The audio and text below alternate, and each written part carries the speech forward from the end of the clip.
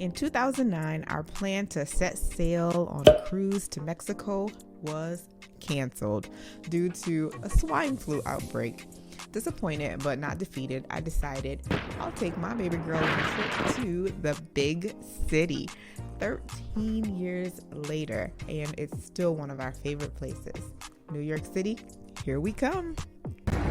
So we walked out of our hotel and we just happened up on a street fair of some sort, like literally right outside the door.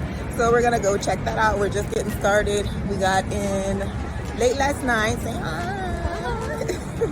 We got in late last night, right around midnight, yeah? Yep. And then checked in the hotel, and we were hungry, so we walked around a little bit, got something to eat at a restaurant that was kind of questionable, but but it was good. But it was good.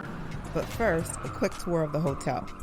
So we stayed at the Lexington Hotel. It's a jazz-inspired boutique hotel. It's located in Midtown East Manhattan.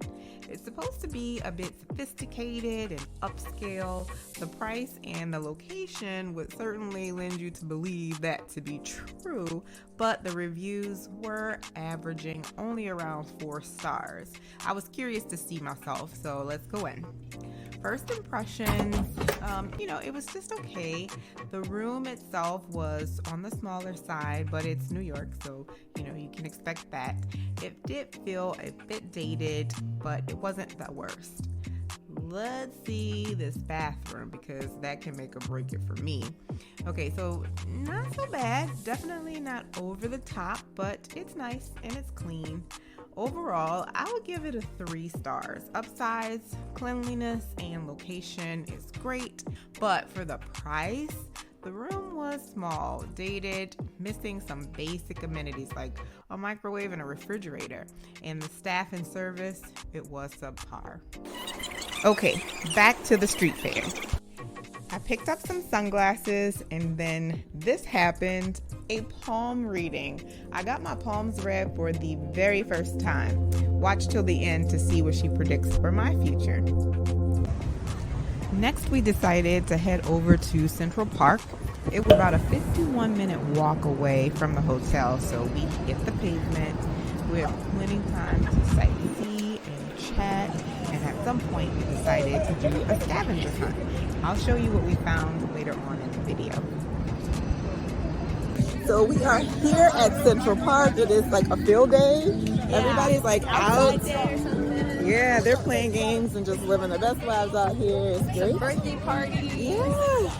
And we also recreated some pictures that we took here when she was like 5, 6 years old, something like that.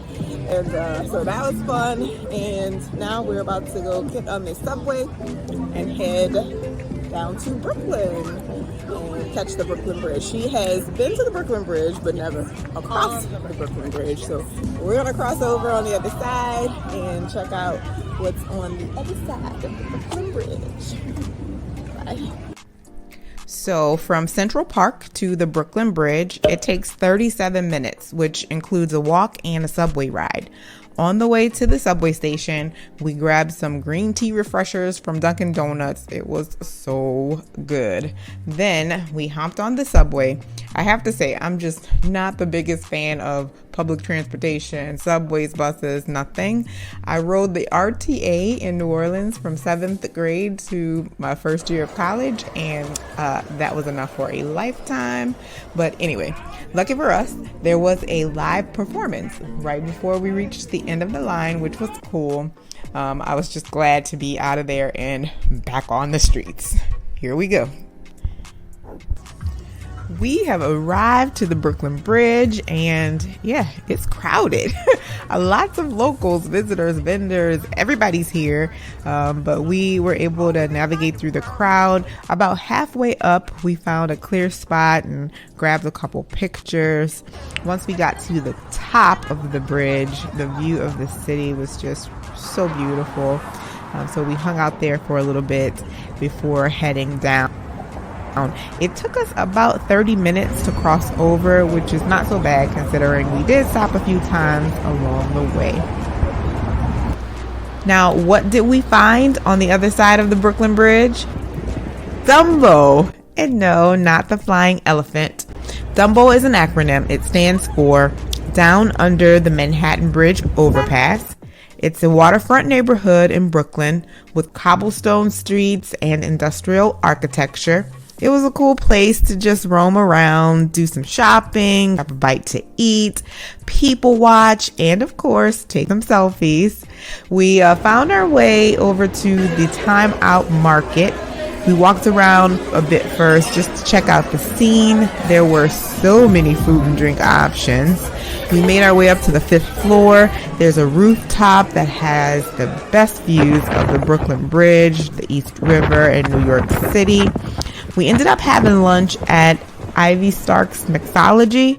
The skirt steak tacos were so good. After lunch, we caught the ferry back to New York City and began our hike from Pier 11 to Washington Square Park, a 54-minute walk. Y'all, my feet are feeling it now. Along the way, though, we were able to check out a couple other neighborhoods like Chinatown and Soho. We stopped at this cute little French-American style bakery called Maman, grabbed a couple chocolate chip cookies, and they were delicious. It was just the distraction I needed to make it the rest of the way to the park. We were at Washington Park, taking a 4-minute break before we have to hit the subway and head to the hotel. And it's been a beautiful day. We had lots of sightseeing and people watching, and so it's been a good day. For a short trip, we got in a lot of sights. Yeah. Oh yeah, speaking of sights, here are some of our scavenger hunt finds. Now to get back to the hotel, we're gonna hop on the subway. It's a 25-minute ride.